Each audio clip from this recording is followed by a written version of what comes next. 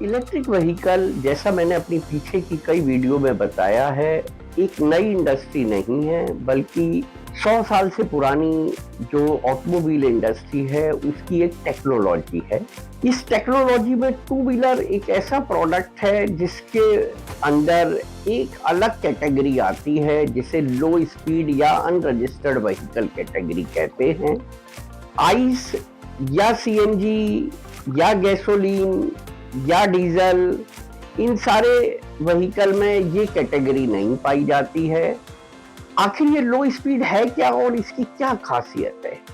देखिए, व्हीकल जब आप लेते हैं तो आप शोरूम पे जाते हैं, व्हीकल अपनी पसंद करते हैं और उसके बाद आपका रजिस्ट्रेशन का प्रोसेस स्टार्ट होता है, क्योंकि गाड़ी वो रजिस्टर्ड होती है। चाहे आप कोई सा भी टू व्हीलर ले लीजिए, इलेक्ट्रिक लो स्पीड टू व्हीलर को छोड़कर आपको गाड़ी को रजिस्टर कराना होता है, उसका इंश्योरेंस लेना होता है। ये दोनों मैंडेटरी चीज है।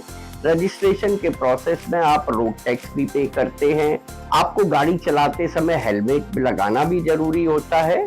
तो ये कुछ ऐसी कानून हैं जिनका पालन आपको करना पड़ता है अगर आप इलेक्ट्रिक टू व्हीलर लो स्पीड को छोड़ के कोई सा भी टू व्हीलर या थ्री व्हीलर या फोर व्हीलर ले रहे हैं।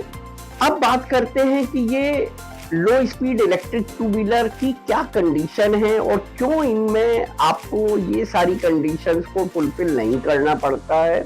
यानी कि ना रजिस्ट्रेशन कराना होता है, ना रोड टैक्स पे करना होता है, ना लाइसेंस चाहिए, ना इंश्योरेंस चाहिए और यहाँ तक कि आपको हेलमेट की भी रिक्वायरमेंट नहीं है।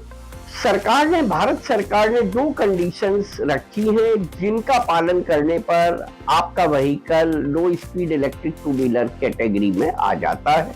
पहली कंडीशन है 250 वॉट या उससे कम की मोटर पावर और दूसरी कंडीशन है 25 किलोमीटर या उससे कम की स्पीड 1 घंटे में।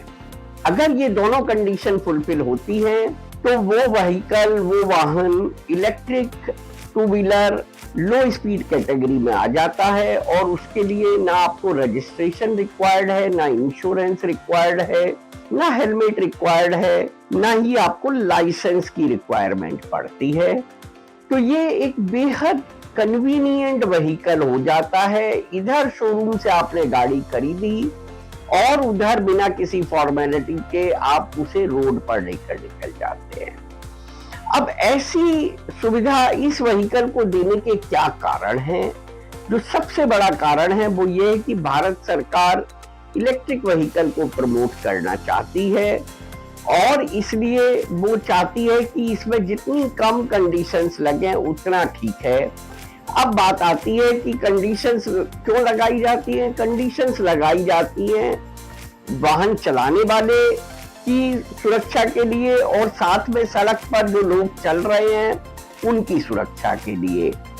अब जैसा मैंने बताया, ये 2 कंडीशन यानी कि 250 वॉट से कम की मोटर पावर और 25 किलोमीटर या उससे कम की स्पीड, इन दोनों कंडीशन हो जाने की वजह से ये वाहन फैटल नहीं रह जाता है। फैटल से मेरा मतलब है खतरनाक ना वाहन चलाने वाले के लिए और ना ही सड़क पर चलने वाले लोगों के लिए, क्योंकि 25 से कम की स्पीड और 250 वॉट या उससे कम की मोटर पावर उसके अंदर इतनी ताकत नहीं देती है कि वो चलाने वाले को बहुत नुकसान पहुंचा सके या जिसको उसने टक्कर मारी है सड़क पर चलते इंसान को उसको बहुत ज्यादा नुकसान पहुंचा सके।